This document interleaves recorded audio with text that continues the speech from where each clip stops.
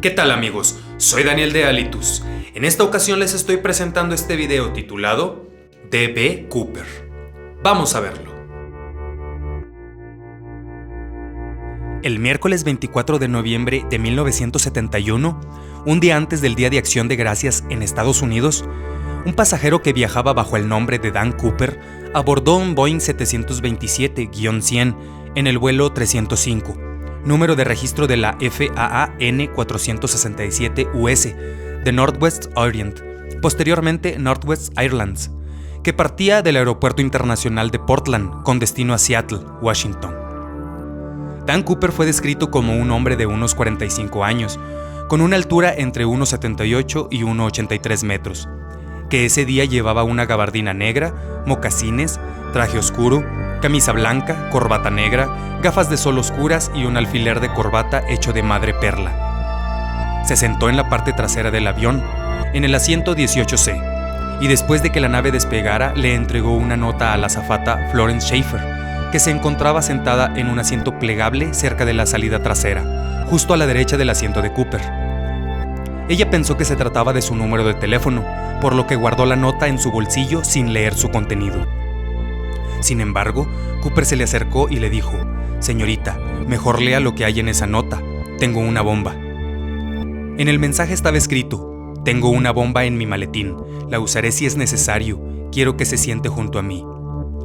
La nota también pedía $200,000 en billetes sin marcar y 2 sets de paracaídas, 2 paracaídas de espalda y 2 paracaídas de emergencia, y explicaba detalladamente cómo se debían entregar estos objetos una vez que el avión aterrizara en el Aeropuerto Internacional de Seattle-Tacoma. Si no se cumplían sus demandas, haría estallar el avión.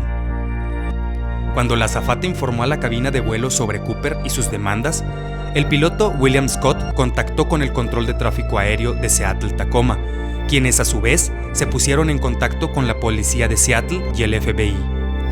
La agencia se puso en contacto con el presidente de Northwest Orient, Donald Nairop, quien pidió a Scott que cooperase con el secuestrador. El piloto ordenó a Schaefer volver a la parte trasera del avión y sentarse junto a Cooper para tratar de averiguar si la bomba era real. Cuando el secuestrador descubrió las intenciones de la azafata, abrió su maletín momentáneamente, lo suficiente para que Schaefer viera varios cilindros rojos, una gran batería y cables, convenciéndose de que la bomba era verdadera. Cooper le ordenó que le dijera al piloto que no aterrizara hasta que el dinero y los paracaídas estuvieran listos en el aeropuerto. Schaefer regresó a la cabina para entregar las instrucciones del secuestrador. Intercambio de pasajeros. Después de que las demandas fueron comunicadas a las autoridades, el avión empezó a sobrevolar el Puget Sound, un estrecho marítimo cerca de Seattle. Mientras recolectaban el dinero, los agentes del FBI siguieron las instrucciones de usar solo billetes sin marcar, pero decidieron usar billetes impresos principalmente en 1969 y con números de serie empezando con la letra L, emitidos por el Banco de la Reserva Federal de San Francisco. Asimismo, los agentes pasaron rápidamente los 10,000 billetes de $20 por un dispositivo Recordac para crear una fotografía en microfilm de cada uno y así grabar los números de serie. Las autoridades inicialmente pretendían usar paracaídas militares de la base de la Fuerza Aérea de McChord, pero Cooper especificó que quería paracaídas civiles que tuvieran cordones de apertura manuales. La policía de Seattle encontró unos ejemplares como los que exigía el secuestrador en una escuela local de paracaidismo. Mientras tanto, Cooper permaneció sentado en el avión bebiendo un cóctel de bourbon whisky con soda de limón, por el que ofreció pagar. Tina McClough, una azafata que permaneció junto al secuestrador la mayor parte del tiempo, lo describió como una persona agradable y lo suficientemente considerada para pedir que le dieran comida a la tripulación después de aterrizar en Seattle. Sin embargo, los investigadores del FBI afirmaron que el secuestrador era obsceno y que usaba malas palabras. A las 17:24, el control de tráfico aéreo le comunicó a Scott que las demandas de Cooper habían sido cumplidas. Entonces el secuestrador permitió al piloto aterrizar. El avión tocó tierra a las 17:39. Posteriormente, Cooper ordenó a Scott que llevara la aeronave a una sección remota de la pista y que atenuara las luces en la cabina para evitar a los francotiradores de la policía. Asimismo, pidió al control de tráfico que enviara a una persona que entregara los $200,000 y los paracaídas.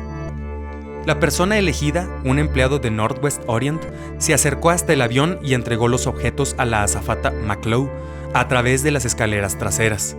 Pocos minutos después, Cooper liberó a los 36 pasajeros y a la azafata Schaefer, pero retuvo al piloto Scott, la azafata McClough, el primer oficial Bob Ratajczak y al ingeniero de vuelo H.E. Anderson. En ese momento los agentes del FBI desconocían las intenciones del secuestrador y estaban perplejos por su demanda de 4 paracaídas. Se preguntaban si tendría un cómplice a bordo o si los paracaídas eran para los 4 miembros de la tripulación que permanecían con él. Nunca antes había intentado alguien saltar en paracaídas desde un avión comercial secuestrado. Mientras la aeronave era reabastecida, un oficial de la Administración Federal de Aviación que quería explicar al secuestrador las implicaciones legales de la piratería aérea, caminó hasta la puerta del avión y pidió permiso a Cooper para abordar el avión, pero este se lo negó al instante. Una bolsa de vapor en el motor del camión con gasolina retrasó el proceso de reabastecimiento y Cooper empezó a sospechar cuando después de 15 minutos no habían acabado. El secuestrador amenazó nuevamente con hacer estallar el avión, por lo que los encargados del abastecimiento aceleraron la tarea hasta completarla. De vuelta en los aires. Después del reabastecimiento y de una inspección detallada del dinero y los paracaídas, Cooper ordenó a la tripulación despegar nuevamente a las 19:40. También decidió que volaran con rumbo a México, al DF para ser exactos, a una velocidad relativamente baja de 170 nudos, 320 km por hora, a una altitud de 3.000 metros. La altitud normal de crucero es entre 7.600 y 11.000 metros. Con los trenes de aterrizaje desplegados y con 15 grados de flaps. Sin embargo, el primer oficial Ratajczak le dijo que el avión solo podría volar 1.600 kilómetros bajo esas condiciones, por lo que Cooper y la tripulación discutieron otras rutas antes de decidir volar hasta Reno, Nevada, en donde se reabastecerían nuevamente. También decidieron volar en la ruta Víctor 23, una ruta aérea federal que transcurre al oeste de la cordillera de las Cascadas. Asimismo, Cooper ordenó a Scott que dejara la cabina despresurizada, ya que esto evitaría una salida violenta de aire y facilitaría la apertura de cualquier puerta para saltar en paracaídas. Inmediatamente después del despegue, Cooper pidió a McClough, quien había estado sentada junto a él, que volviera a la cabina y que permaneciera allí. Antes de que pasara tras las cortinas que separaban primera clase de clase económica, la azafata vio al secuestrador atando algo a su cintura. Momentos más tarde, en la cabina, la tripulación observó una luz intermitente indicando que Cooper intentaba abrir la puerta trasera de la aeronave. A través del interfón, Scott le preguntó si había algo que pudieran hacer por él, a lo que el secuestrador respondió no. La tripulación empezó a notar un cambio de presión en la cabina. Cooper había abierto la puerta trasera y había saltado del avión. Esta fue la última vez que se supo de él.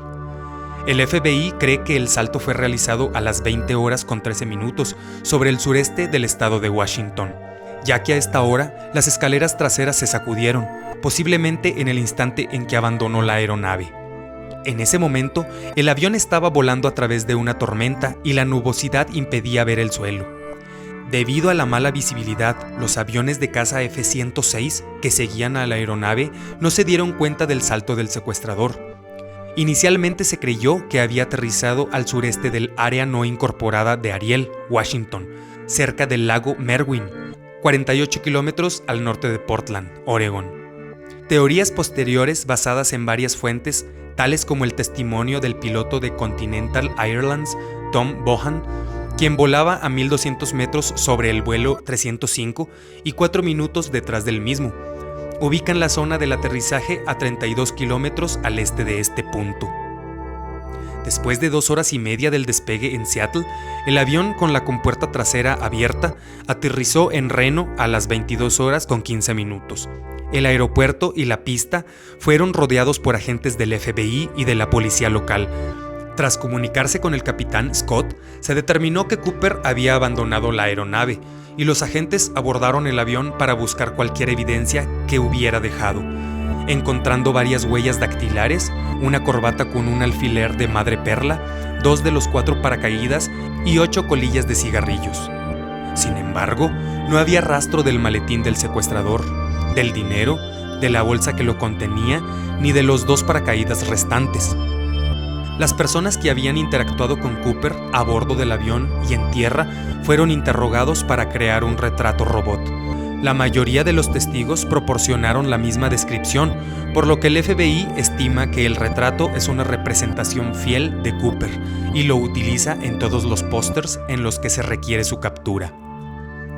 La forma en la que Cooper escapó de la justicia, así como la incertidumbre sobre su paradero, continúan intrigando al público.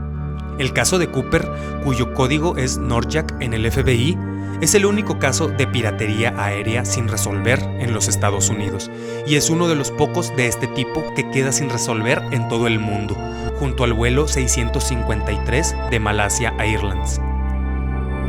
A pesar del gran número de pistas que se han encontrado con el paso de los años, no se ha encontrado evidencia concluyente sobre la identidad del secuestrador y su paradero.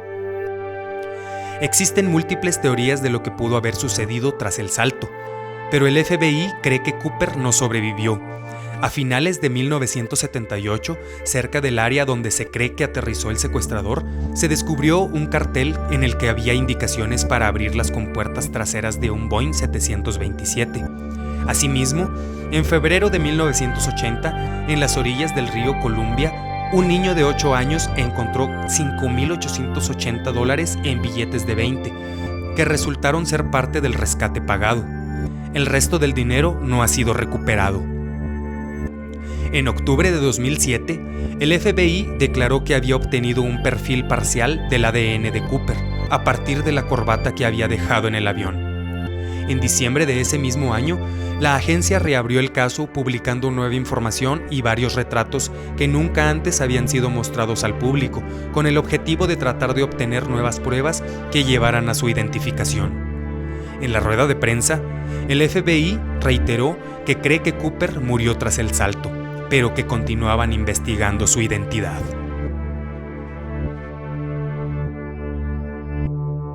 Gracias por ver este video. Si te gustó, no olvides regalarme pulgar arriba.